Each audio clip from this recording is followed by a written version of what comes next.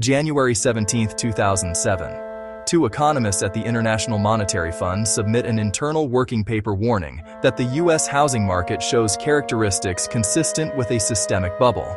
The paper cites 7 specific indicators: credit expansion, declining lending standards, rising loan-to-value ratios, slowing inventory turnover, exotic instrument proliferation, regulatory arbitrage, and deteriorating debt service coverage. The IMF circulates the paper internally. No press release, no public warning. 18 months later, Lehman Brothers collapses, and the global financial system loses $22 trillion in wealth. The warning signs were there. They were documented. They were ignored. What you are about to hear are 10 indicators that financial analysts, credit risk officers, and sovereign debt specialists are tracking right now, in March 2026. Indicators that look, to the trained eye, disturbingly familiar. Comfort is the enemy of survival. Warning sign number 1. The U.S. federal debt has crossed $36.4 trillion. That number is large enough to be meaningless without context, so here is the context that matters. In 2000, the federal debt was $5.7 trillion, and interest payments consumed 12% of federal revenue. Today, interest payments consume 18% of federal revenue, and that percentage is rising every single quarter. When interest payments crowd out discretionary spending, governments face an impossible menu of options. None of them are comfortable. The Congressional Budget Office projects that by 2034, interest alone will cost more than the entire defense budget. Not the deficit. The interest. Warning sign number 2. Consumer credit card debt in America hit $1.17 trillion in the fourth quarter of 2025. That is a record high. But the number that should concern you more than the total is the delinquency rate. In Q4 2025, credit card delinquency rates at small banks hit 7.2%, the highest level since the 2008 financial crisis. Large banks are at 3.1%, still elevated. What this tells a credit analyst is not just that people are borrowing more, it is that the people doing the borrowing are increasingly unable to service the debt. That is a leading indicator of consumer spending collapse. Warning sign number 3. Commercial real estate in America is sitting on a $929 billion refinancing wall.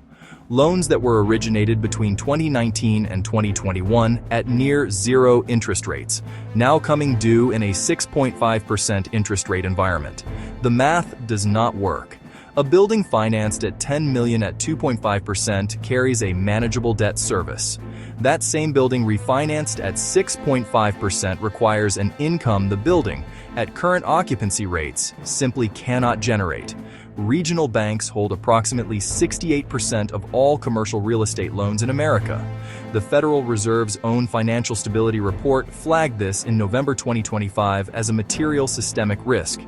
Banks have been quietly extending loan terms and reclassifying troubled assets to avoid marking losses. Extend and pretend, the same strategy used in 2007. Warning sign number 4.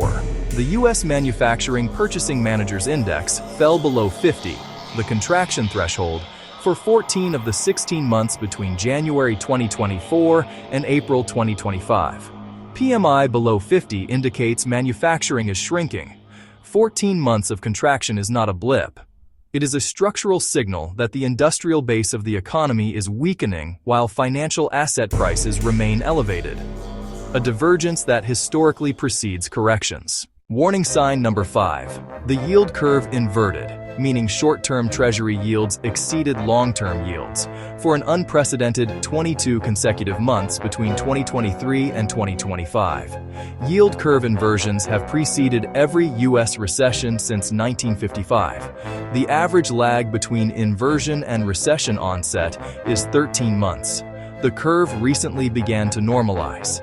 History suggests that is not the all-clear signal. That is the moment before. Warning sign number 6. Global shipping costs surged 340% between October 2023 and February 2024, driven by Houthi attacks on Red Sea shipping lanes.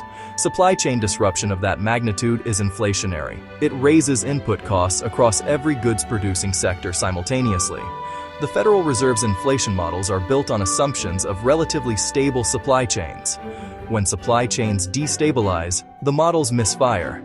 The Fed was systematically wrong about inflation in 2021 because of supply chain dynamics it failed to model.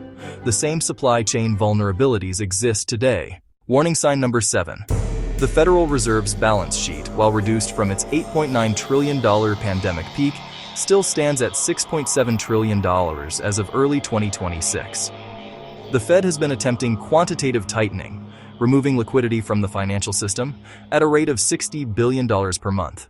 But each time financial conditions tighten meaningfully, the pressure to reverse course becomes enormous. The Fed faces a trap: maintain tightening and risk a financial accident, or reverse course and reignite inflation. There is no clean exit from $6.7 trillion. Warning sign number 8. China's economy is underperforming every projection made 3 years ago. GDP growth that was forecasted at 6.5% annually has come in at between 4.2% and 4.7% for 3 consecutive years. The property sector, which accounts for roughly 29% of China's GDP, is in a prolonged crisis. Evergrande defaulted in 2021. Country Garden defaulted in 2023. The combined liability of troubled Chinese property developers exceeds $600 billion. China is America's largest creditor and its third largest trading partner. A hard landing in China is not a Chinese problem. It is a global problem. Warning sign number 9. Household savings rates in the United States fell to 3.4% in Q3 2025, down from 7.3% at the end of 2022. Americans are drawing down savings to maintain consumption in an environment of elevated prices and stagnant real wages. A savings rate below 4% historically signals that consumers are one income disruption away from a sharp pullback in spending. Consumer spending is 70% of US GDP. When it cracks, the whole system cracks with it. Warning sign number 10. The concentration of gains in the US stock market has reached an extreme not seen since 1929. In 2025, the 10 largest companies in the S&P 500 accounted for 37% of the index's total market capitalization. The index can only stay elevated as long as those 10 companies, Nvidia, Apple, Microsoft, Amazon, Meta, Alphabet, and 4 others, continue to grow into their valuations. If even 2 or 3 disappoint simultaneously, the index falls hard, fast, and with no floor provided by broad diversification.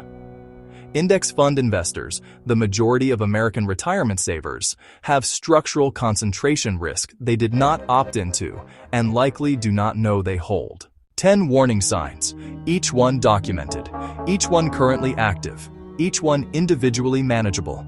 Together, they form a picture that any serious economic historian would find deeply familiar, not identical to any previous crisis, but rhyming with all of them. The 2007 IMF paper was 12 pages long.